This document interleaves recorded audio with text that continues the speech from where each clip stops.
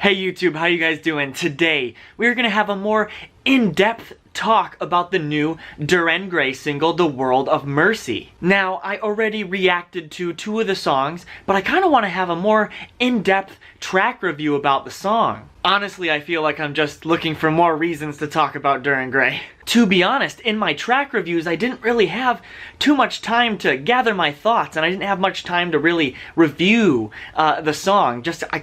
My mind was blown and I just reacted to it. Which isn't a bad thing, I just want to make another video where I've collected my thoughts a little bit more. So as we all know, DIR is one of the most expressive and experimental avant-garde bands of our age. They're truly pushing the boundaries further and further with what music can really be and how visceral music can really become. A band that is both visceral within moodiness and abrasiveness. So the band's new single is a 10-minute epic. It is on par with some of the band's other epic progressive songs, like Venushka, Macabre, and Diablos. This is a song full of dynamic changes and emotional weight. The World of Mercy takes a moody and chilling approach to its songwriting, with its slower tempos and symphonic vocal layering. Now, the song starts off on an almost gothic, a more industrial vibe, with Kyo guiding the song, coming in with his very full lower register. But slowly his vocals start to open up and they turn into this huge sounding operatic croon. The song then shifts. It shifts into this almost dumb Spiro Sparrow kind of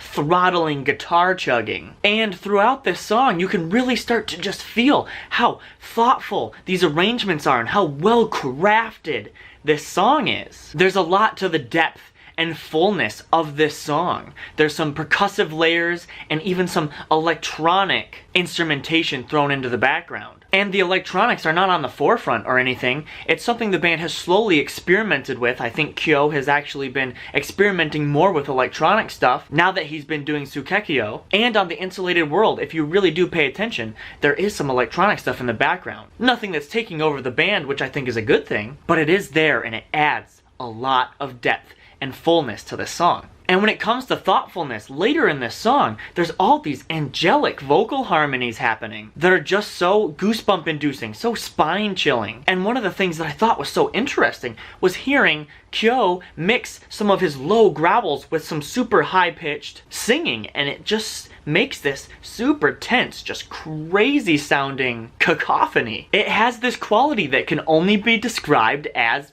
epic. For lack of a better word, it's just epic. And it's this tension in this song, this tension that is always teasing its malice. And the song only lets loose its anger a couple times. There's only 2 sections. But when the band really lets loose on this song with all the tension and all that weight behind it, it is so breathtaking. And speaking of this first intense break on this song, it's got this absolutely insane blackened sludge metal riffage and this super blasting drum work. It's kind of got this intense tempo change that really shifts and it just pulls at your emotions. It just comes out with like piano wire and just strangles you, man. And here, Kyo lets loose like a rabid dog. Of course, showing off all of his different kinds of vocal styles, melding them all into one cognitive being and making it work out so well. At first, I felt a little weird about some of the vocal distortion they put on some of Kyo's higher screams. Usually when it comes to screams, I don't really like them when they put distortion on it since it's already a distorted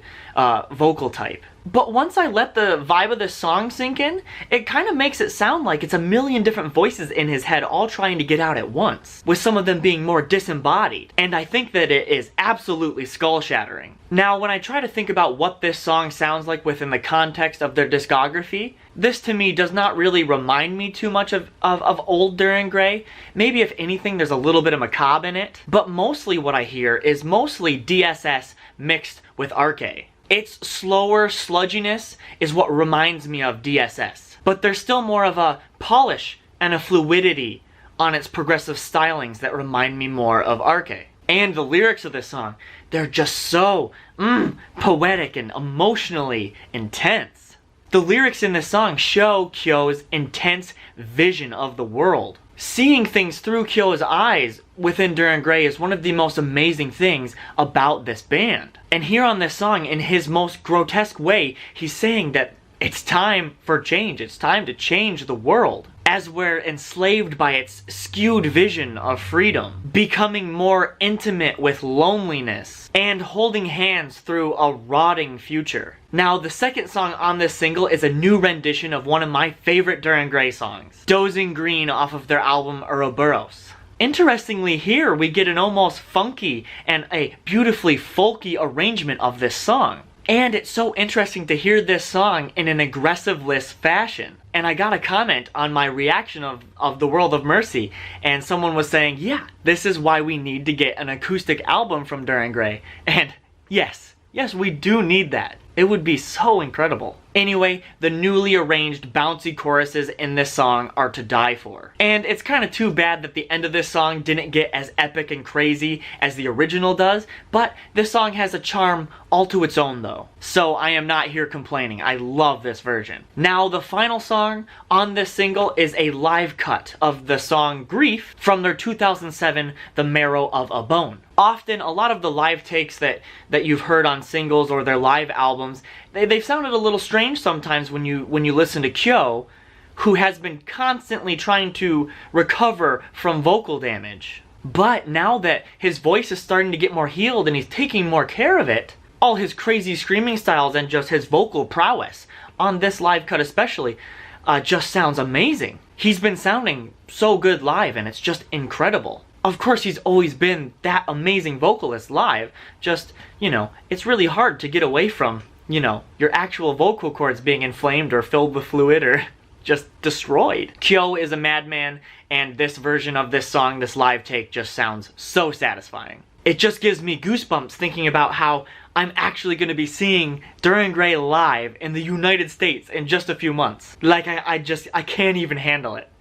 Like I said in my last video, it doesn't seem real. So overall, I am super satisfied with this single. There's kind of nothing to complain about. The band really just went all out on The World of Mercy. That song, they went all out. It really is another level. And this new single is a full 17 minutes of content. So what can I complain about? Well, I guess if I could get my filthy mitts on the deluxe version with the Blu-ray, I'd have much more content actually. I'm just gonna have to move to Japan. Wish I lived in Japan.